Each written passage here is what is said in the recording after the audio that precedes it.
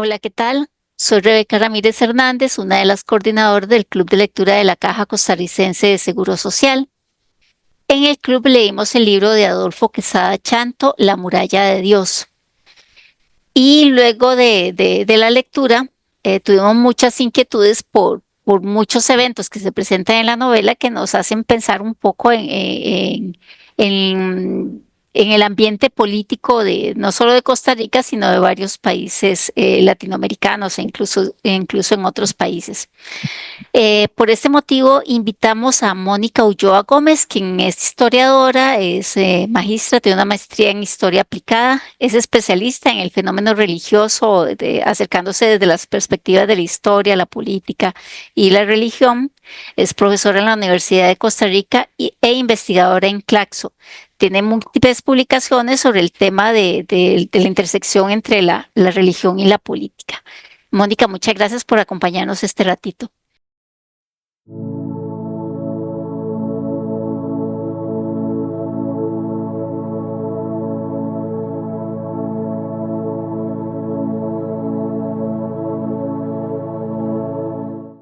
Cuéntenos un poquito de las investigaciones que ha realizado sobre este tema y cómo tienen que ver un poquito con lo que ocurre particularmente en Costa Rica, que es el espacio donde se inspira el autor de la novela. Por supuesto, bueno, en efecto, mi acercamiento a los fenómenos relacionados a las participaciones político-evangélicas particularmente deviene de un contexto particular, un contexto costarricense, que estoy segura que no nos es ajeno a ninguna persona, ¿verdad? Que tiene que ver con la campaña electoral del 2018 y el auge que tuvo en ese momento el candidato eh, Alvarado, Fabricio Alvarado, perdón, con el Partido Restauración Nacional. En esa coyuntura, incluso antes, en el marco de esa campaña, yo inicio mi maestría, que es una maestría en historia aplicada, y comienzo a reflexionar sobre ese actuar, pero particularmente mi interés en el tema no fue por lo evangélico, sino más bien estuvo asociado al silencio católico. Es decir, ¿verdad? Cómo la Iglesia Católica hace un silencio casi que sepulcral, públicamente hablando, eso es muy importante de determinarlo, ¿verdad? Y que ahorita podríamos hablar sobre las razones del eh, por qué hace ese silencio, por qué la Iglesia se pronuncia sobre otras o liderazgos religiosos no católicos puedan incidir en el ámbito político, que en Costa Rica el clero católico no puede participar en políticas de finales del siglo XIX, así estipulado en los códigos y en la Constitución. Entonces, por ahí empecé, el tema me comenzó a envolver muchísimo, planteé mi investigación, mi tesis de maestría es sobre la participación político evangélica en Costa Rica, y en ese momento, una de las cosas que a mí más me llamaba la atención era que las respuestas que se buscaban dar a esa coyuntura particular eran en efecto contextuales. Es decir, se enraizaban en la necesidad de comprender el contexto del 2018 y yo comenzaba a pensar que lo del 2018 no pudo haber surgido por ósmosis, no fue una revelación divina, tenía que tener algo más, ¿no? Nos llama siempre los historiadores. Entonces, en efecto, fue allí donde planteé la necesidad de comprender ese fenómeno político desde una perspectiva propia de la historia de la larga duración, como determinaba ya Fernando Braudel y Marc Bloch desde la Escuela de los Anales y la gran regulación de la historia como ciencia.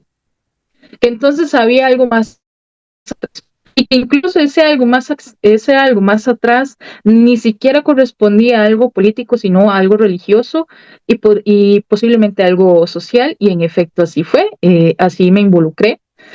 Después de eso, pues como usted lo mencionaba, Rebeca, yo soy la coordinadora del grupo de trabajo Religiones y Sociedad, Tensiones, Diversidades y Movilizaciones en Debate. Es un grupo perteneciente al Consejo Latinoamericano de Ciencias Sociales, CLACSO. Y bueno, ya ahí, pues, la experiencia también con otros investigadores de América Latina y de Europa, pues me ha permitido irme acercando al fenómeno de la participación político-religiosa en general, podríamos incluso determinar en América Latina. También pues he trabajado algunos temas asociados a proyectos de ley como las terapias de conversión, que ha sido un proyecto de ley que resonó mucho el año anterior en Costa Rica, ¿verdad? Que está ahí en stand-by en este momento, no se ha vuelto a hablar del tema. Eso también forma parte de una estructura política, ¿verdad? Pero bueno, eso es como en los ámbitos en los que me he especializado en los últimos años. Interesante que mencione ese proyecto porque, a ver, estos temas, a ver, el juego político que hacen los representantes de estos partidos ligados a grupos religiosos, este, es muy interesante porque negocian con personas que tienen intereses en lo económico y negocian los temas sociales principalmente. Entonces ahí sí que quedamos desprotegidos porque por una parte algunos quieren ser más liberales en lo económico, entonces la moneda de cambio es ser lo menos en temas sociales. Ujú. Eso se ve hoy todos los días en la política. Eh, ¿Cómo es esa experiencia más allá de Costa Rica? Aquí tenemos claro que esa es la dirección que han tomado los partidos.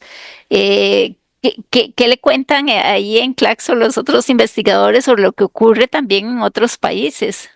Bueno, es muy curioso porque eh, si la pandemia nos dejó muchísimos estragos, en efecto, reconfiguró el mundo en diferentes aristas, en sus más variadas acepciones, y una de las transformaciones que hizo la pandemia en beneficio de la intelectualidad y del conocimiento fue la posibilidad de poder acercarnos a especialistas y a investigadores que trabajaban temas similares a los nuestros, que quizás en otros marcos no los hubiéramos podido obtener, ¿verdad? En función de cómo se explosionó las plataformas de reunión virtual, como el caso que es el que ahorita nos acoge como grupo. Eh, Creo yo que es importante reconocer que a mí quien me abre las puertas al mundo latinoamericano de este fenómeno es o para mí, uno de los teóricos más importantes actualmente para comprender la participación político evangélica en América Latina, y es el doctor José Luis Pérez Guadalupe, que es uno de los últimos o de los referentes más actuales que hay en este tema. Eh, por azares del destino, José Luis vino a presentar su libro a Costa Rica, pude conocerlo y yo me volví su pupila. Eso me permitió pues, ir conociendo a otras personas que trabajan en el fenómeno. Ahora, ¿qué pasa con Costa Rica? Costa Rica llama internacionalmente la atención en el 2018 por dos particularidades que están asociadas unas a las otras. La primera es, en efecto, la participación de Fabricio Alvarado, de lo que ha sido denominado, y que haya sido denominado si no quiere decir que sea lo correcto, como el Partido Evangélico, ¿verdad? Como una agrupación política evangélica. Y a la luz de esa participación político-evangélica que tiene una temporalidad muy cercana a lo que ocurre en Brasil con Jair Bolsonaro, que eso es otro punto de comparación que también se ha tratado de establecer desde diferentes enfoques interdisciplinarios, tiene que ver con la confesionalidad del Estado costarricense. Recordemos que en América Latina solamente hay dos casos particulares de confesionalidad en cierto grado. En Argentina y constitucionalmente Costa Rica, que sí lo determina tal cual, según el artículo 76 de la Constitución Política de 1949, que hago la salvedad que ahora es el artículo 76 por la transformación que ocurrió, o una serie de cambios que ocurren en la Constitución Política en noviembre del año anterior. Antes era el artículo 75, ahora es el artículo 76, ¿verdad? Que se determina que la religión oficial del Estado es la católica romana apostólica, que eso también es importante, ¿verdad? Entonces, a la luz de esa comprensión, lo primero que tenemos que tener en consideración es que el mundo evangélico, como se le ha determinado en América Latina, es muy amplio y es muy diverso. ¿Eso qué quiere decir? Que hay lo que se denominan diferentes denominaciones religiosas, y no todas las denominaciones religiosas coinciden entre sí con sus proyectos o con sus visiones teológicas y sociales del mundo. ¿Por qué hago esta salvedad? Porque no podemos decir que todos los evangélicos quieren participar en política.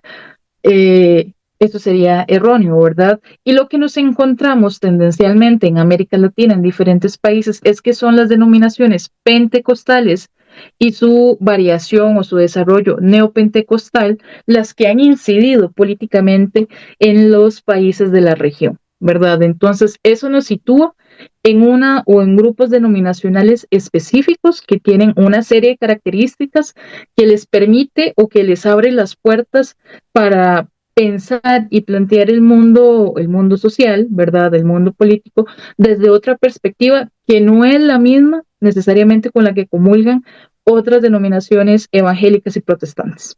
Entonces, lo que vemos en los países de la región latinoamericana, desde México hasta Argentina, también en el mundo caribeño, en el Caribe latinoamericano, es que en efecto hay una mayor presencia de agrupaciones o liderazgos asociados al pentecostalismo y al neopentecostalismo, ¿verdad? Bajo una tónica de trabajo muy similar, eso sí hay que reconocerlo, con sus propios tintes y matices en función del contexto geográfico en el cual se sitúa.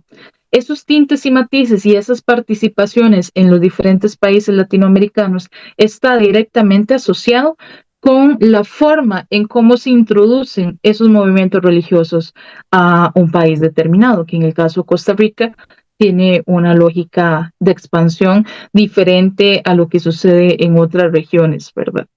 Pensando un poquito en el artículo constitucional, una pensaría que tal vez resulte discriminatorio para las personas que son de otras religiones, pero el hecho de que en el análisis constitucional que hizo la sala para excluir la participación en política, la aplica solamente a las personas ligadas a la Iglesia Católica por el artículo constitucional. Entonces eso da más libertad a los que pertenecen a otras religiones para participar en política. Entonces, por otra parte, es muy beneficioso.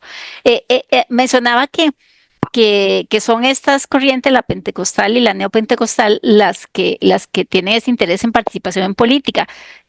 Corríjame si me equivoco, pero entiendo que son grupos que provienen principalmente de los Estados Unidos y que tienen una visión muy de la abundancia, la prosperidad, como ese discurso, a diferencia del catolicismo, que yo pertenezco a una familia que creció católica, donde lo importante era la pobreza y quienes iban a entrar al cielo eran las personas pobres. Esta es otra visión, es la que se va a ver multiplicado lo que yo le dé al culto, o sea, voy a tener una vida próspera. Y un poco, tal vez con esa visión se ve ese interés en el tema económico, en la parte política. Eh, ¿Por ahí va el asunto o ando un poco perdida? Sí, bueno, en efecto, lo primero que tenemos que comprender y es situarnos en el siglo XX. El gran siglo XX, que es un siglo de transformaciones sociales, políticas y económicas, geopolíticamente hablando, ¿verdad? O sea, el mundo, lo que se concibe como mundo, se transforma en el siglo XX y no se transforma una vez, se transforma en múltiples ocasiones, lo que hace que las transformaciones muchas veces no se terminen de sustentar en ciertos espacios geográficos. El pentecostalismo surge bajo una determinada línea teológica que se ha determinado como premilenarismo y comienza a surgir o el pentecostalismo comienza a tener una serie de transformaciones en el marco de la primera mitad del siglo XX. Recordemos que la primera mitad del siglo XX nos dejó dos guerras mundiales y el inicio de la gran famosa Guerra Fría, que como sabemos todos no fue un enfrentamiento bélico, no directamente entre las potencias que la abanderaban, si hubieron enfrentamientos bélicos propiciados por ellos en otros espacios geográficos, pero fue un espacio de tensión y geopolíticamente hablando muy, muy denso. En ese marco, eh, en diferentes espacios de Estados Unidos como Kansas y Los Ángeles y Arizona, comienza a reflexionarse o comienza a haber una reflexión, lo que se determina como una relectura bíblica. Es decir, se da una relectura bíblica de los postulados teológicos del pentecostalismo y se asocia directamente a la lectura o a la relectura bíblica del libro del Deuteronomio. En particular de algunos versos o unos versículos que ahorita pues no preciso, ¿verdad? El número, que tenían que ver con la reflexión de que en la Biblia se determinaba que los hijos de David serán siempre cabeza y no cola, ¿verdad? Y allí seguía una serie de lineamientos en donde se determinaba que el hijo de David que estaba, o el hijo que estaba en gracia con Dios, iba a recibir de Dios beneplácitos en función de eso. Cierto, el neopentecostalismo toma muy literalmente el libro del Deuteronomio para establecer que Dios ha puesto los dones en la tierra para ser aprovechados y maximizados por el Hijo de Dios y que ellos son hijos de Dios. Y dentro de esos dones que se han dispuesto en la tierra está la política. Entonces, la política, la economía, el espacio social, ¿no? Entonces tenemos un cambio muy fundamental en, en cuatro grandes áreas, como lo determina Jean-Pierre Bastian, uno de los grandes sociólogos que han trabajado el tema del evangelismo en América Latina, que poco se conoce, pero hizo un estudio en los 2000 sobre Costa Rica, muy interesante, que creo que si lo hubiéramos leído mucho más antes, quizá lo del 2018 lo hubiéramos comprendido de una forma diferente. Jean-Pierre Bastian determina tres factores esenciales que permiten ese crecimiento, ¿no?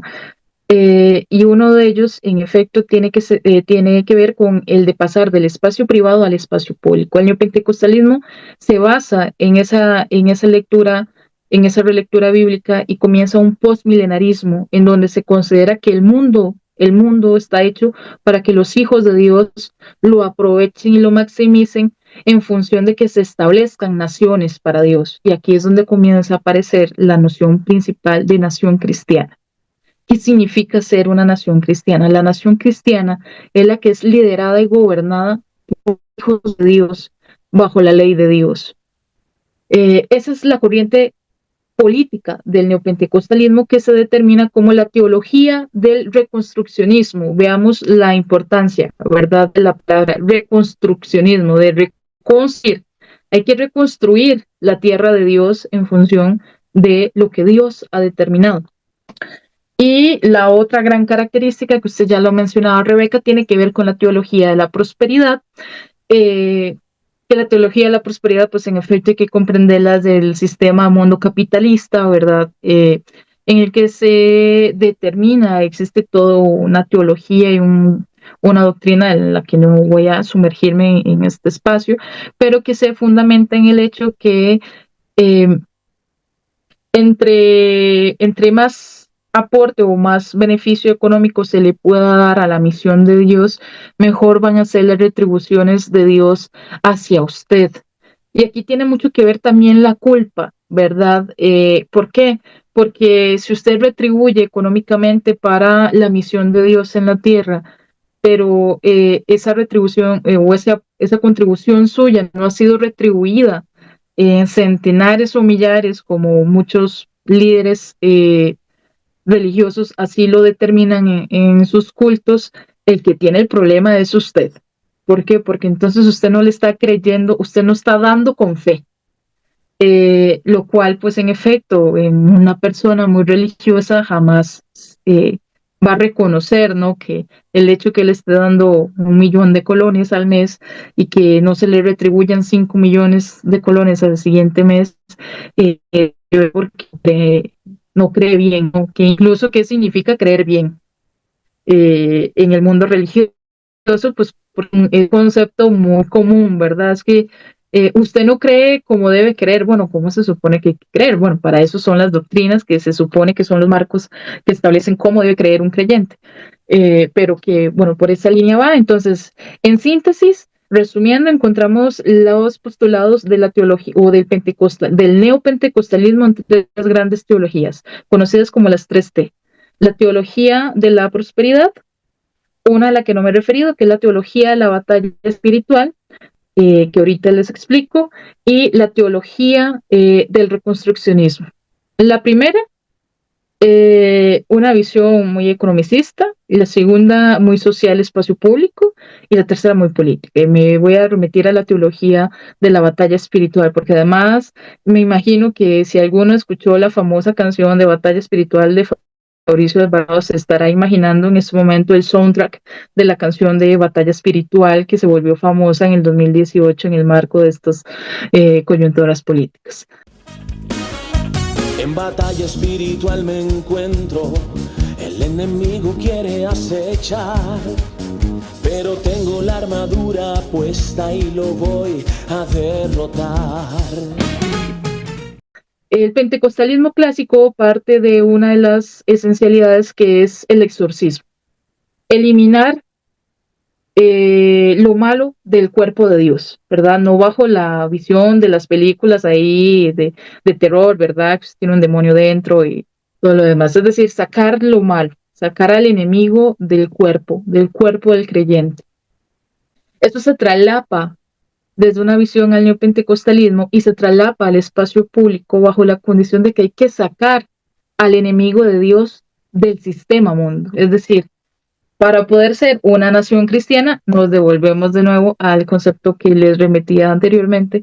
Para poder ser una nación cristiana, tenemos que sanar a la nación cristiana. Hay que sacar al enemigo de esos espacios. ¿Cuál es el enemigo? La corrupción, la malversación de fondos, el nepotismo, la crimen organizado, todo aquello que lesiona, y aquí entra un concepto propio de la teología política medieval, que es muy interesante leerlo en Ernest Kantorowicz, en su libro sobre los dos cuerpos del rey, y a partir de ahí cómo se concibe el cuerpo de la iglesia también, pero eso es una clase diferente, eso es una entrevista diferente, que tiene que ver con la lesa majesta, ¿verdad? Y la herejía, es decir, la lesión del cuerpo.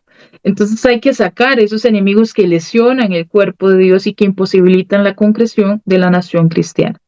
Bajo esos tres elementos es que se sitúa el neopentecostalismo, que en América Latina es el grupo religioso o el movimiento, la denominación religiosa que más ahínco políticamente hablando ha tenido en la región. Inició particularmente, hay como un periodo donde va muy cerca el pentecostalismo y el neopentecostalismo, como ahí de la mano. Hay un momento donde el neopentecostalismo como que da un salto y se sitúa él como actor principal. Pero eso es lo que explica justamente que nuevamente en el marco de este gran revolucionario siglo XX, que América Latina es lesionada profundamente, estructuralmente en el marco de la Guerra Fría, que es desde los 70s, o bueno, a partir de la década de los 70s, 80s, con el surgimiento de nuevos liderazgos políticos en el marco ya del decrecimiento que está teniendo la Guerra Fría en el plano internacional, que comienzan a aparecer, como lo determina José Luis Pérez Guadalupe, nuevos actores políticos en la región. Y dentro de este grupo de actores políticos de la región asumen liderazgos pentecostales y neopentecostales en lugares preponderantes, muchos de los cuales no van a alcanzar un impacto real o lo que nosotros podríamos determinar como un impacto, ¿verdad?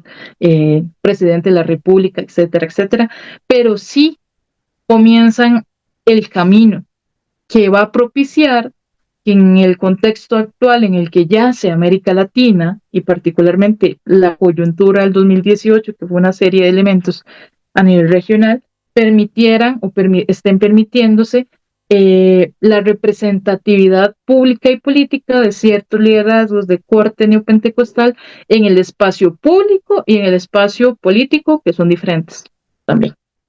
Para ir terminando, al inicio se refería a la investigación de las elecciones del 2018 y mencionó que algo que le llamaba mucho la atención era que la Iglesia Católica no hubiera sido un poco más contestataria a esta participación o a este discurso de estos partidos políticos, cuando en principio pareciera que son sus rivales básicos, tienen el mismo público meta y no hacían algo como para alejar a las personas de ese grupo, más allá de las limitaciones que les establece la ley. ¿Qué nos comenta sobre eso? Sí, eso fue muy común. Yo tuve que dejar eso del lado de mi tesis de maestría porque Estudiar eso implicaba básicamente hacer otra tesis diferente solo para eso. Entonces eso se dejó de lado. Pero es muy interesante porque más bien, y de nuevo me remito a José Luis Pérez Guadalupe, que es uno de los que más también ha mencionado, el hecho de que la Iglesia Católica y las iglesias evangélicas y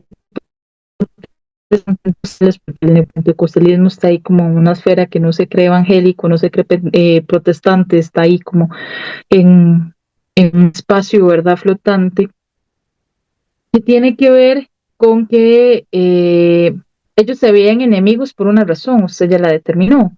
Eran enemigos porque lo que buscaban era un caudal religioso. Ahora bien, la representación del enemigo o del peligro de lo religioso no está dentro de las denominaciones religiosas, está en el espacio público, social y político. ¿Y cuál es ese contexto? ¿En cuál contexto nos encontramos? Bueno, en una sociedad progresista, liberal. Traduzcámoslo entonces que ahora su objetivo común es luchar por lo que se ha denominado también en la región como las agendas morales conservadoras. ¿Qué aglutinan las agendas morales conservadoras? Luchar contra el matrimonio igualitario, luchar contra la aprobación del aborto, luchar contra la educación sexual en escuelas y colegios, luchar contra, por ejemplo, en Costa Rica también ha pasado en otros países como Colombia, luchar contra la prohibición de las terapias de conversión, es decir, luchar contra todo aquel producto político que implique una amenaza a las escrituras o a la educación que coinciden en efecto entre ambas o las diferentes denominaciones religiosas existentes, ¿no? Y que aquí entra entonces que estos movimientos son movimientos interregionales, es decir, las señoras de San Carlos que en el 2018 y de finales de 2017, 2018 comenzaron a manifestarse con pancartas amarillas contra la educación sexual en Costa Rica, no fue una idea de las señoras de San Carlos. Eso viene de un movimiento y uno de los más fuertes es que es hashtag con mis hijos no te metas, ¿verdad? O hashtag a mis hijos los educo yo, ¿verdad? Es decir, son movimientos interregionales, existen en los diferentes países, en México fue muy fuerte, bueno, en Costa Rica ha tenido mayor ahínco, en Argentina, en Perú, Colombia han sido fuertes también. Lo mismo con, crean antagonismos, ¿no? Ya esto, el maestro Eric Paz de México, co-coordinador del grupo de trabajo, debo decir también, ha trabajado el tema del movimiento y del contramovimiento, ¿verdad? Bueno, tenemos el movimiento pro aborto, bueno, entonces los de la línea más conservadora religiosa, porque no todos los que forman parte de los movimientos conservadores son religiosos en su estructura básica, ¿verdad? Eso tiene que ver con un tema cómo lo religioso trasciende a espacios sociales y quizás tienen el mismo sentido, pero no el mismo significado. Eso es importante reconocer. Entonces, bueno, sí, el movimiento pro vida, bueno, ¿cuál es el movimiento? Bueno, el pro aborto, bueno, entonces el contramovimiento es el movimiento pro vida. Eso sucedió en el 2018, cuando se acordarán ustedes que a finales del 2017 la Conferencia Episcopal de Costa Rica convocó a una marcha por la vida y por la familia, la cual fue apoyada por estos movimientos evangélicos o estos movimientos religiosos evangélicos y protestantes, que muchos candidatos a la presidencia para ese momento asistieron también vestiditos de blanco, todos muy bonitos, al evento, ¿no? Y que por ahí también se sabe que hubieron algunos discursos sobre apoyar a ciertos candidatos que respetasen las leyes de Dios en la tierra, ¿verdad? Y claramente Carlos Alvarado no era uno de esos, ¿verdad? Que estaba en la aprobación del matrimonio igualitario. Entonces vemos cómo en el marco del contexto en el que yacemos actualmente, en realidad no se ven como enemigos, se ven como aliados para luchar contra un enemigo en común. Muchas gracias, Mónica, por este ratito de conversación. ¿Algún mensaje o comentario para finalizar? No, en realidad, bueno, agradecer la invitación que me han hecho, pues siempre muy abierta a seguir conversando. Es un mundo muy amplio. Lastimosamente en Costa Rica, por por la hegemonía católica que existe no solamente en el ámbito religioso, sino que se traslapa al ámbito social, incluso al ámbito académico, ¿verdad? Debo decir que mi tesis es la primera tesis en historia que trabaja el tema de los evangelismos, de lo cual supuso muchos retos, pero que es un tema que hay que comprender. Y más allá de comprenderlo por un tema religioso, es que hay que comprender las dinámicas geopolíticas en las cuales yacemos en este momento, que nos intersecan directamente como ser humano, como ciudadano, y como yo siempre lo determino como actores históricos, ¿no? Todos somos un actor histórico que en algún determinado momento pues vamos a formar o estamos formando parte de procesos importantes, así que pues siempre pues en la disponibilidad de colaborar, de conversar y pues ojalá se puedan ir sumergiendo en el mundo de estos vaivenes políticos que nos llaman regionalmente a atenderlo en vistas a cómo está la situación geopolítica de América Latina, que lastimosamente no es nada favorable. No, coincido con usted y sí, es un tema muy polémico. Incluso el libro fue muy polémico también en el club, generó múltiples comentarios y realmente fue muy valiente la autora al escribir el libro y al permitirnos leerlo. Y también gracias a usted por ese tipo de investigaciones que son tan importantes para conocer, para acercarnos científicamente a esos temas que son cotidianos. Muchas gracias también para quienes siguen el canal. Pónganle me gusta al video, compártanlo para que se divulgue bastante, suscríbanse al canal y marquen la campanita para que les llegue un aviso cada vez que subamos un video. Que la pasen muy bien, hasta luego.